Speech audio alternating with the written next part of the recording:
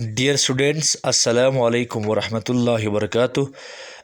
आज हमारे जो चैप्टर है ना द फंदे हेड, उसका ग्रामेटिकल पोर्शन का ये दूसरा पार्ट है, इफ़ नॉट और अनलेस। तो इफ़ नॉट और अनलेस के बारे में ये थोड़ा डिस्क्रिप्शन है, ये मैं अलग समझाऊंगा, कुछ चिंता की ज़रूरत नहीं। फिर यहाँ कुछ जुमले हैं और फिर आपको बनाना है। तो पहले मैं ये बता दूँ, देखो बेटा, अंग्रेज़ी ज़बान में या किसी भी ज़बान में जैसे कि हम बात करें, कुछ जुमले शर्तिया होते हैं ना, जिनको हम क्या कहते हैं, कंडीशनल सेंटेंसेस। क्या कहते हैं बेटा?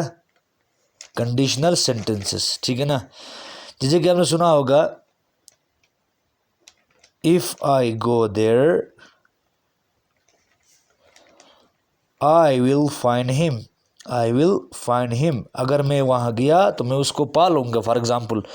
तो ये जो इफ़ वगैरह है, ये बताता है ये कि कोई शर्त है, मैं उसे पा लूँगा, यानी वो मुझे मिलेगा कब?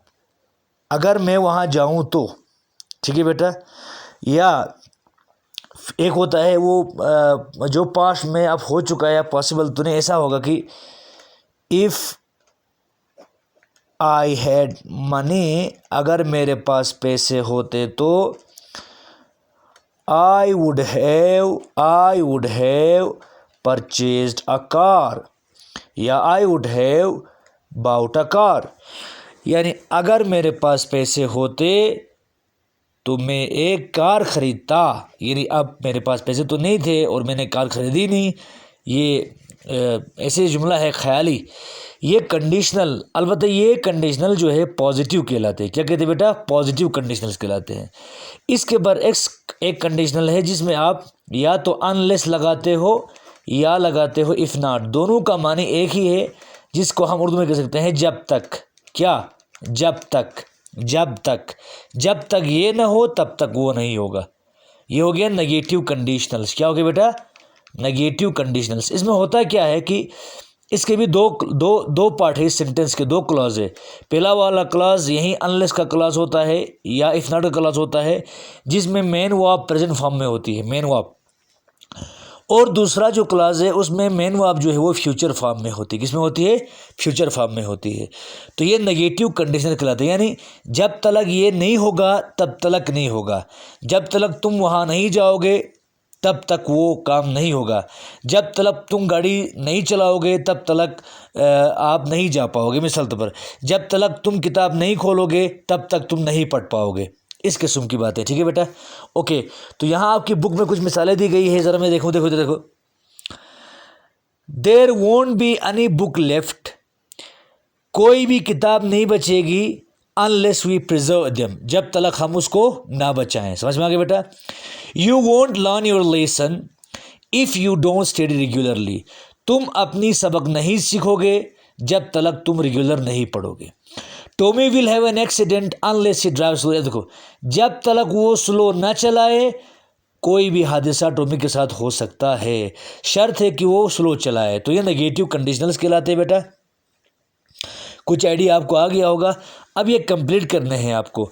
तो ये मैंने बनाया है यहाँ, एक मिनट, जुमले बनाया नहीं है लेकिन मैंने वो किताब में मौजूद जुमले यहाँ देखो। आपकी बुक में मौजूद पहला जुमला ये है कि if I don't go to Anu's party, अगर मैं अनु की पार्टी को नहीं जाता हूँ, है ना। तो यहाँ क्या मुराद है कि अगर मैं नहीं, यहीं इफ़ नॉट आ गया ना, यहाँ पर ये आ गया ना, इफ़ नॉट यहीं पर आ गया, इफ़ नॉट आ गया, या इफ़ नॉट या अनलेस आना चाहिए था। तो क्या होगा, अगर मैं उनको पढ़ने क्या हो गया तो क्या होगा, वो नाराज़ हो जाएगी, जाहिर सी बात है। शी या ही, कोई भी हो, शी या ही विल बी एनॉयड, जाहिर सी बात है वो फिर नाराज़ हो जाएगी। यही लिखना है ना हमें। अगर वो नाराज़ हो जाएगी जब तक मैं उसकी पार्टी न जाऊं तब तक वो नाराज़ रहेगी। या अगर मैं उसकी पार्टी में नहीं जाता हूं, इसको अनलेस को अभी भी समझ सकते हैं कि अगर मैं नहीं जाता हूं उसकी पार्टी में तो वो नाराज़ हो जाएगी। ठीक है बेटा। If you don't telephone the hotel to order food, अगर तुम होटल को टेलीफोन नहीं करोगे खाने के लिए तो क्या होगा, यू विल बी हंग्री, या कहेंगे आप you will remain hungry, you will remain hungry, आप लिखाई कम मेरे बातों को सुनने, आप बाद में लिख सकते हो घर में। यू विल रिमेन हंग्री या your children will remain hungry, अगर जब तक तुम होटल को वालों को खाने का ऑर्डर नहीं दोगे तब तक तुम भूखे रहोगे ना, यही कहा या। Unless you promise to write, अगर तुम नहीं, जब तक तुम लिखने का वादा ना करो तब तक I will not write to you, या ये भी कह सकते हैं I will not write to you, मैं आपको भी नहीं लिखूंगा, या I will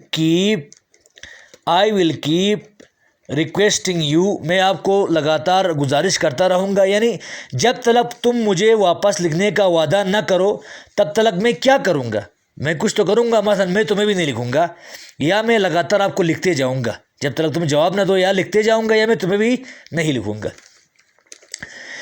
if she does not play any game, अगर वो कोई गेम नहीं खेलती है तो क्या कहेंगे हम सीधा, शी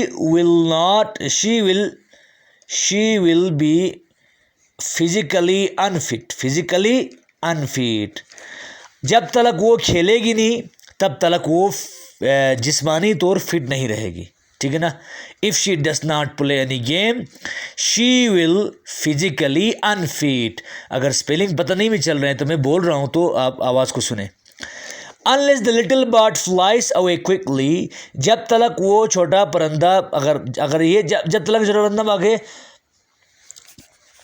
सॉरी आप मेरी बात को समझने की कोशिश करें, जब तक, या कहेंगे अगर वो परिंदा नहीं भागता है वहाँ से, the cat will pounce on it भी कह सकते हैं, या the cat will swallow it, बिल्ली उसको खा जाएगी, या the cat will kill it कहो, जो भी कहें आप, जब तक वो परिंदा वहाँ से नहीं उड़ेगा जल्दी, अगर वो, या हम यूँ कहेंगे इसमें तो इस तरह से, कभी कभार जब तक, कभी अगर वो परिंदा जल्दी नहीं उड़ेगा तो बिल्ली उसको खा जाएगी, क्या मतलब, अगर वो परिंदा जल्दी नहीं उड़ेगा तो बिल्ली उसको खा जाएगी।